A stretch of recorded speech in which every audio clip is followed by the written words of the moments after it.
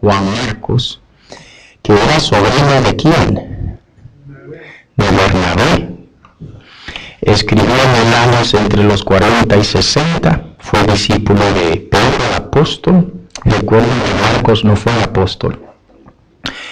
Y en esta ocasión hablaremos de cuál fue la audiencia inmediata del libro de Marcos. A quién fue inmediatamente dirigido el libro de Marcos. Y se entiende que fue dirigida a una audiencia romana, y si no romana, por lo menos una audiencia gentil. La palabra gentil quiere decir una audiencia que no era judía. Hay muchas razones por las cuales nosotros creemos esto. Siguiente diapositiva, por favor. Ok. Era romano, por lo menos gentil. La razón por la cual uno entiende eso es porque Marcos explica términos judíos. Si la audiencia hubiese sido judía, no había necesidad de explicar términos judíos, porque ya los judíos sabían a qué se refería. Pero si la audiencia desconocía eso, entonces era necesario explicarlo. Un ejemplo de esto es que si, por ejemplo, nuestra audiencia es latina con mucha influencia centroamericana y mexicana, uno habla sobre el comer el plato fuerte con la tortilla. No hay que explicar qué es una tortilla, ¿verdad? Pero imagínese usted que a quien se escribe es una audiencia australiana y los australianos no saben qué es una tortilla. Entonces se explica que los latinos de esta región comen con tortilla y la tortilla y explica qué es una tortilla. Obviamente si hay necesidad de explicar es porque esa persona no está familiarizado con lo que es una tortilla. Lo mismo pasa con el Marcos, en donde hay muchos términos y costumbres judías explicadas. Obviamente entonces la audiencia no era judía. De evidencia de esto encontramos nosotros en Marcos. Por favor, vete al slide anterior, en el libro de Marcos capítulo 7, versículos 2 y 3, y en el capítulo 15, versículo 42. Next, por favor. En el Mateo 5, 2 y 3, entonces dice, estos viendo algunos de los discípulos de Jesús comer pan con manos impuras, esto es, no lavadas, los condenaban. Y hay una nota aclarativa en el versículo 3, pues los fariseos y todos los judíos, aferrándose a la tradición de los ancianos, si no se lavan muchas veces las manos, no comen. Obviamente a quien no le aclaró eso no sabe, no entiende el concepto de purificación judío. Por lo tanto, uno dice, esta audiencia no es judía. Y luego en el versículo 42, cuando llegó la noche, porque era la preparación, es decir, la víspera del sábado. Entonces la persona que lee, obviamente no sabe que es el día de la preparación. Y él explica, es la víspera del sábado. Next. También él traduce palabras arameas. Obviamente si traduce es porque la audiencia no entiende el término, ¿verdad? A veces uno hace lo mismo, pero si uno entiende el término no hay necesidad de traducir. Obviamente entonces esta audiencia no conocía el idioma arameo, pero los judíos sí. Nuevamente la deducción de que no eran arameos. Por ejemplo, versículo 17 del capítulo 3 de Marcos. A Jacobo, hijo de Zebedeo, y a Juan, hermano de Jacobo, a quien apellidó Boanerges, es decir, hijo del trueno. Si lo traduce es porque no sabe qué significa ese término. Ese término es un término conocido por prácticamente cualquier judío, por lo tanto uno dice la audiencia no es judía.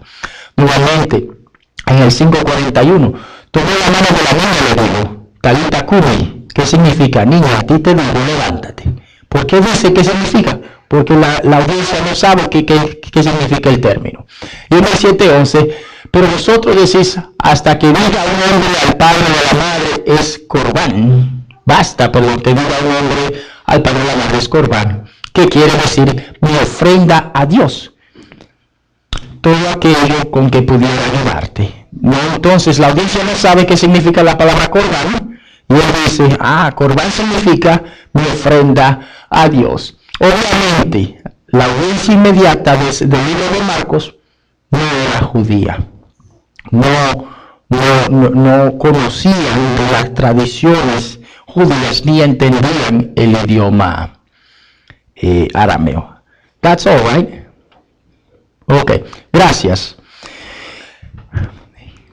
Me gusta porque al final vamos a ser bastante conocedores del libro de Marcos, ¿verdad? En esta ocasión vamos a entrar al capítulo, continuar con el capítulo 1. Capítulo 1, versículo 14 hasta el versículo 20.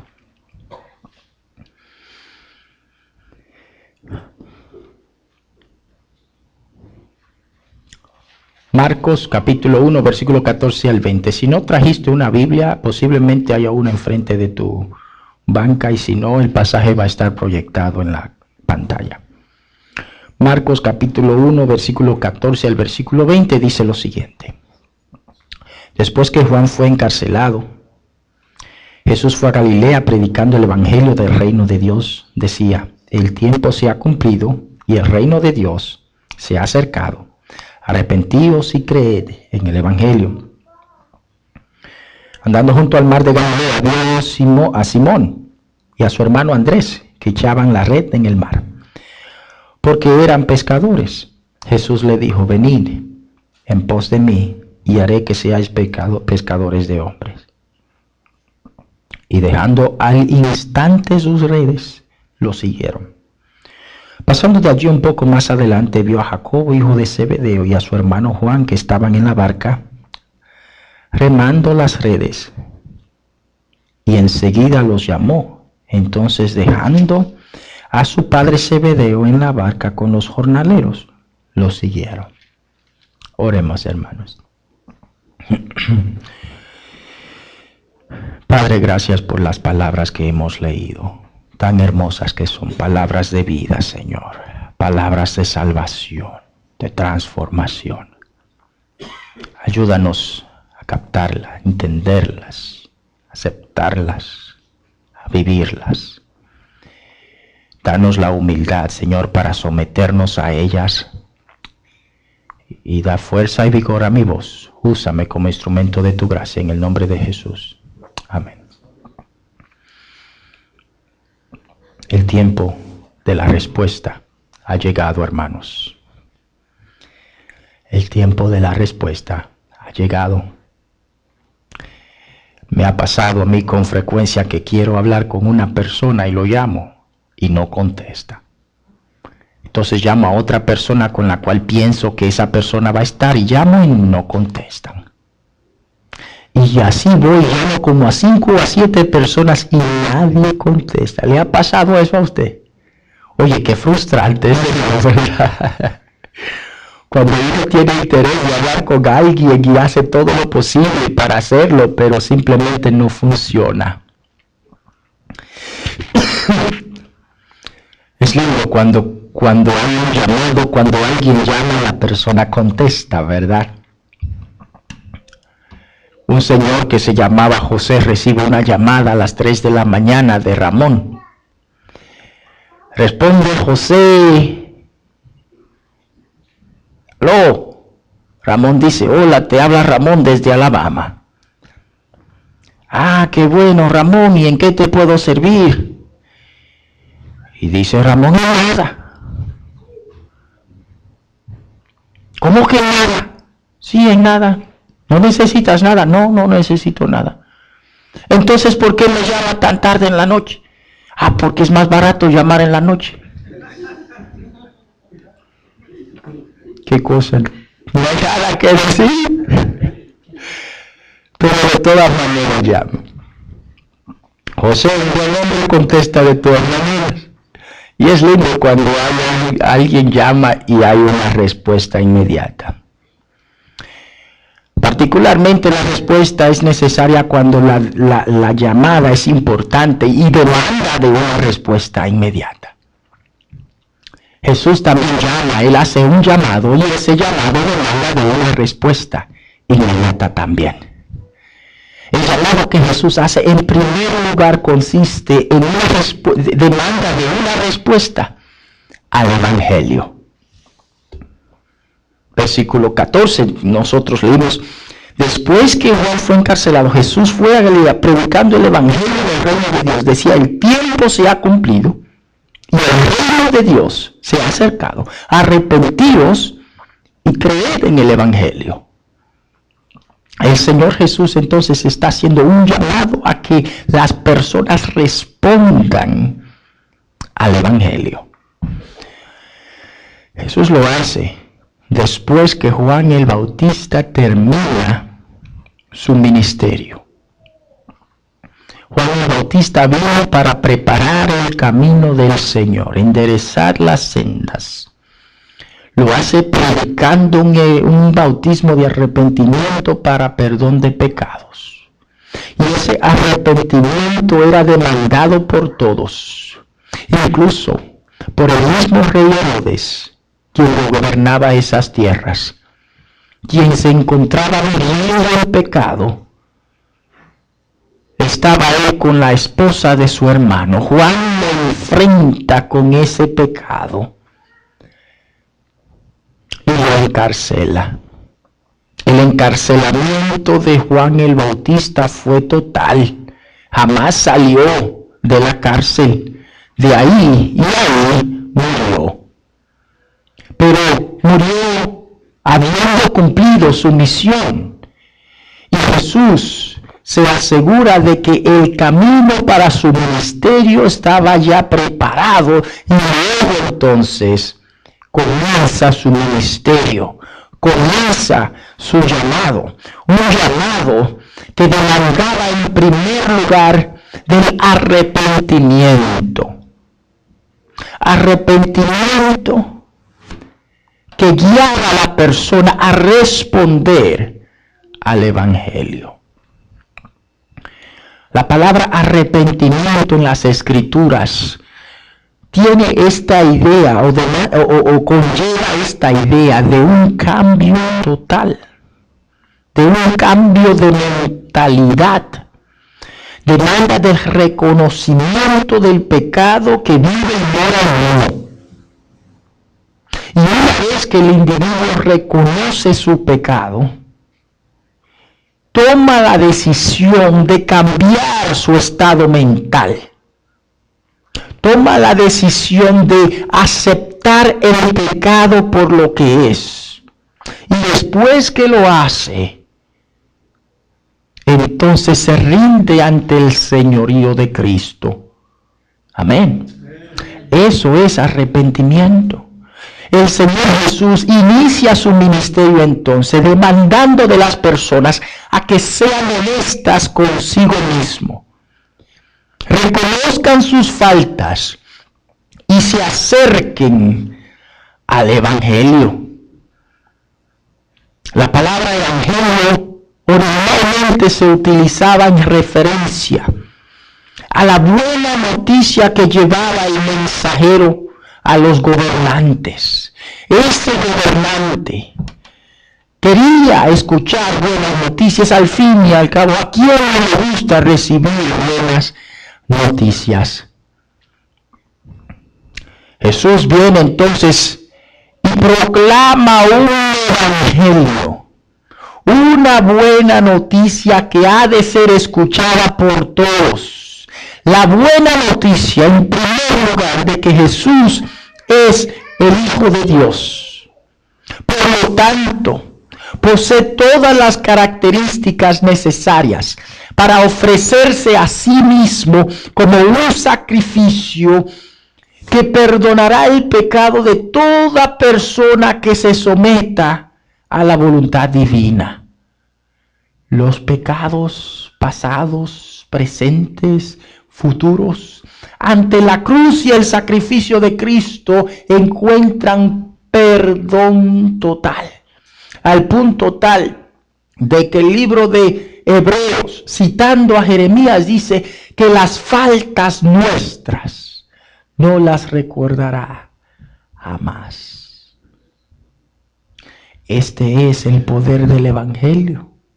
Jesús viene, proclama, predica, hace un llamado al arrepentimiento que guía a la persona al Evangelio, a una respuesta positiva al Evangelio de Jesús. Y cuando esa persona responde al Evangelio, la Biblia dice que hay perdón. Amén. La Biblia dice que hay vida y vida en abundancia. La Biblia dice que hay una vida con propósito, que hay esperanza. La gloria sea al Señor por su Evangelio. El Señor entonces proclama, hace un llamado a que las personas acepten el llamado del Evangelio. El Evangelio. Y este llamado no fue solamente para la audiencia inmediata de Marcos, fue para todos nosotros. Si alguna persona no ha aceptado y respondido al llamado de Jesús, de responder al arrepentimiento y al Evangelio, sepa que todavía hay tiempo. Amén. Hay tiempo. Hay tiempo para responder. El llamado continúa tomando lugar. Y la voz del Señor Jesús se hace oír incluso en esta mañana a través de su palabra. Arrepentíos y creed en el Evangelio, dice el Señor. ¿Has respondido a ese llamado? ¿Te has arrepentido y aceptado el Evangelio? ¿Has abrazado el perdón que el Evangelio hace posible? Oye, qué hermoso día para hacerlo, si no lo has hecho. El Señor Jesús hace otro llamado en nuestro pasaje.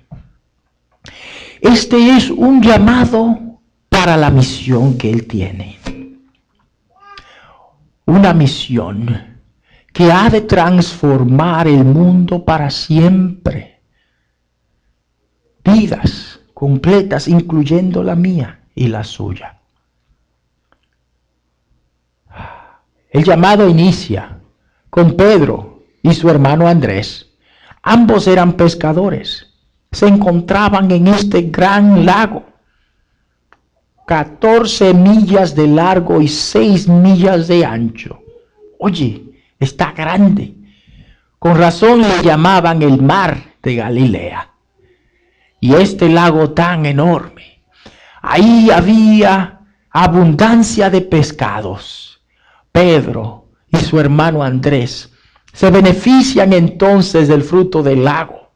Trabajando se encuentran y son interrumpidos por Jesús, quien les dice, síganme y yo los haré pescadores de hombres. Síganme, le dice Jesús. Y estos hermanos dejan de un lado su trabajo y siguen a Jesús, obedeciendo a su llamado a una misión. No mucho más tarde encontramos a otros dos hermanos, Juan y Jacobo, ambos trabajando junto a su padre Zebedeo en una barca. Puede usted imaginarse en este vasto lago echando redes para tratar de agarrar pescados. Obviamente en el caso de Juan y de su hermano Jacobo, esto era un trabajo un poquito más formal. De hecho, posiblemente eran exitosos en el negocio. Tenían sus propias barcas y su padre tenía empleados aparte de sus hijos involucrados en su trabajo.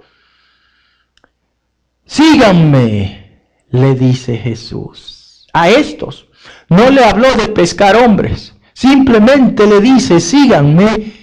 E inmediatamente, hermanos, le siguieron. Le siguen. Oye, ¿pudiese usted ponerse en los zapatos de estos hombres? Digamos que usted trabaja en construcción y de repente le dice al Señor a usted, sígame. Y usted deja los ladrillos y el cemento y todo y sigue a Jesús. El carpintero, clavando la madera, haciendo la casa, y le dice el Señor, sígame. Y deja el martillo con todo y clavo y tornillo y sigue a Jesús. El negociante, Jesús le dice, sígame. Y deja el restaurante con todo y comida. Sígame. Y así lo hicieron. Hay varias características del seguir de estos discípulos. En primer lugar es que fue inmediata. Ellos no comenzaron a analizar la vida antes de seguir a Jesús. Ellos simplemente lo hacen. No comenzaron a pensar, oye, espérate Jesús, mira, yo estoy casado. Ese era el caso de Pedro, ¿se acuerdan? Que la suegra de Pedro se enfermó y Jesús la curó. Si Pedro tenía suegra era porque tenía mujer. ¿Verdad? Sin mujer no hay suegros. Entonces, Pedro pudiese comenzar a analizar la cosa y decir, oye Jesús, pero por lo menos déjame terminar el día. Ellos pudieran haber dicho, oye Jesús, pero ¿y cómo voy a mantener a mi esposa? Oye, tal vez hasta hijos tenías, nadie sabe, ¿verdad? Porque al fin y al cabo eso es un resultado natural de la relación entre parejas, ¿no? Aunque la Biblia no dice nada, pero es posible. Oye, pero ¿y cómo voy a mantener a mi familia, Señor, si te sigo? ¿Qué beneficios materiales hay en seguirte? Ellos no hicieron nada de eso. A Juan y a Jacobo le dice, sígueme. Y fíjate que ni le preguntaron a dónde. Si a mí alguien me dice, sígueme, lo primero que voy a decir, ¿a dónde vamos? ¿Verdad que es? Oye, ¿a dónde te voy a seguir? Ellos no hicieron eso. Jesús le dice, sígueme, y le siguen. Y es una respuesta instantánea, inmediata, sin cuestionamiento alguno, porque ellos estaban esperando al Mesías. Ellos estaban esperando al Mesías. En el libro de San Juan, capítulo 1, la Biblia nos habla de la plenitud de los tiempos. Los tiempos ya eran propicios. La gente estaba esperando al Mesías. Y Pedro, Andrés, Juan y Jacobo entendieron que Jesús era el Mesías. Y cuando ellos escuchan el llamado de Jesús, inmediatamente responden.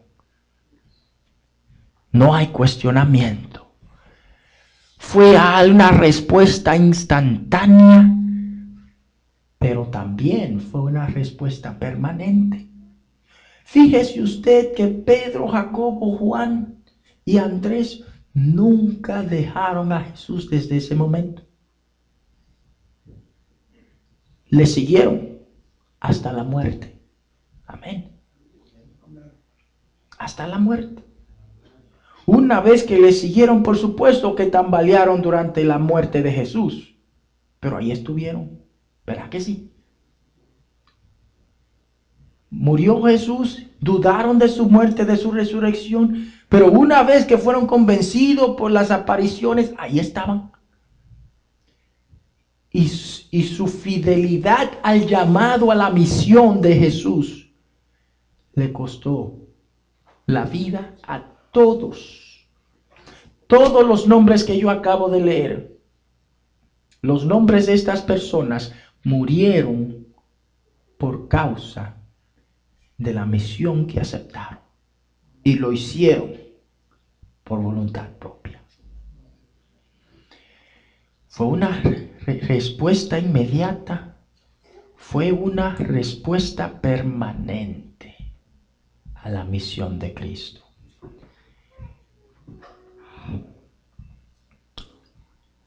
La misión era clara y fue a eso que le siguieron. Recibieron entrenamiento divino por 3 años de parte del Hijo de Dios. El Hijo de Dios muere y resucita, termina con su misión en la tierra por el momento y deja a sus discípulos encargados de continuar, de darle continuación a su misión. Misión que fue aceptada, abrazada por ellos y cumplida hasta la muerte de ellos.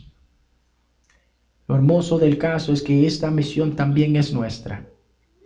Y el Señor nos llama a aceptar su misión. Sígueme y te haré pescador de hombres, el Señor dice. No solo a Pedro y a Andrés, sino también a usted y a mí. El llamado está claro y el Señor lo hace con muchísima frecuencia y hasta oró por ello. La mies es mucha, dijo el Señor, y los obreros poco. Oren al Señor para que envíe obreros a su mies. Amén.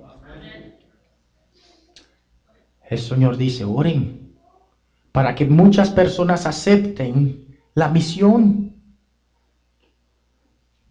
Antes de morir, dice, vayan y hagan discípulos a todas naciones, bautizándolos en el nombre del Padre, del Hijo y del Espíritu Santo, y enseñándoles que guarden todas las cosas, y yo estoy con ustedes todos los días hasta el fin del mundo. Amén. La misión es nuestra comisión.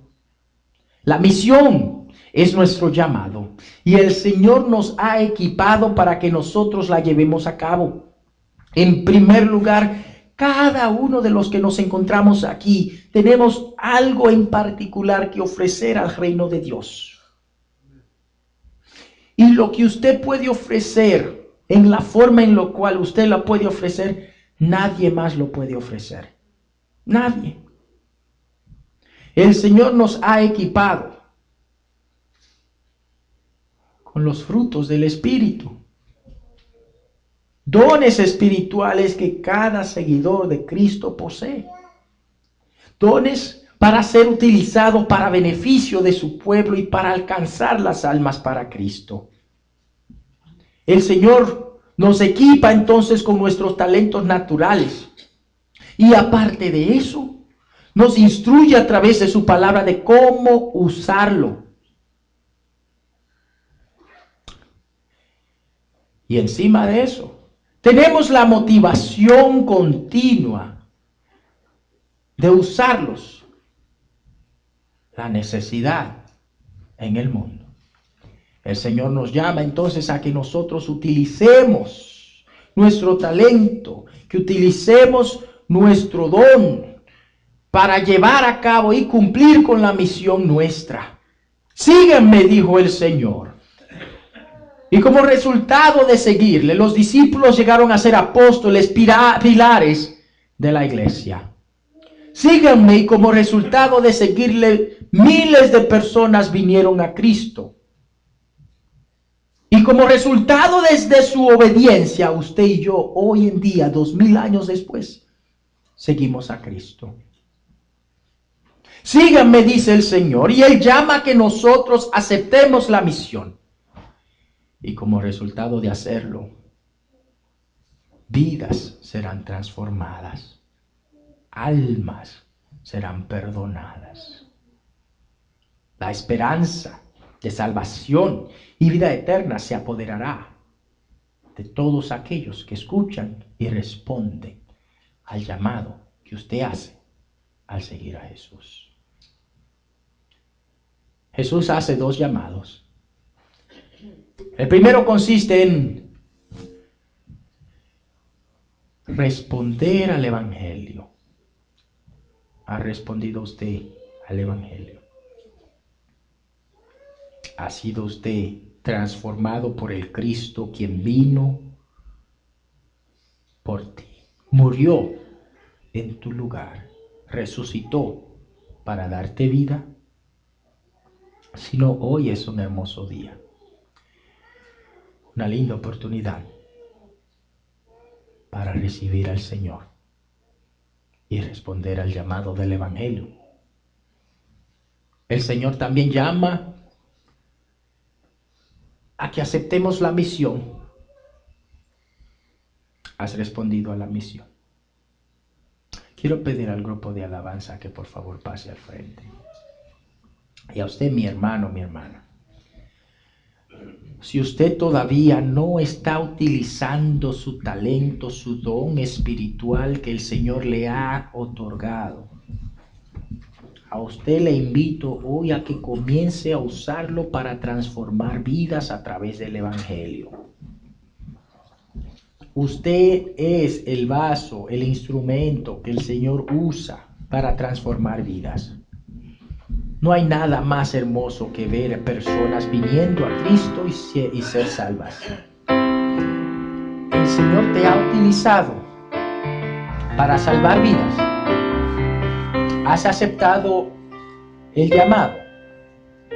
Si no lo has hecho, te invito a que hoy te tomes la decisión de ser un cristiano activo que ha aceptado y respondido al llamado, ha aceptado la misión y toma la determinación de cumplir con dicha misión, de prepararse y de usarlas a favor de los perdidos. Toma esta decisión hoy. Responde a la misión mientras cantamos nuestra canción de invitación. Vamos a ponernos en pie, mis hermanos. Y a usted le voy a invitar, mi amigo que nos visita hoy. Ven a Cristo. Responde al Evangelio. Pasa al frente y estaré orando por ti. Y vamos a ayudarte para que recibas la vida que el Señor ha diseñado para ti. Cantemos ahora.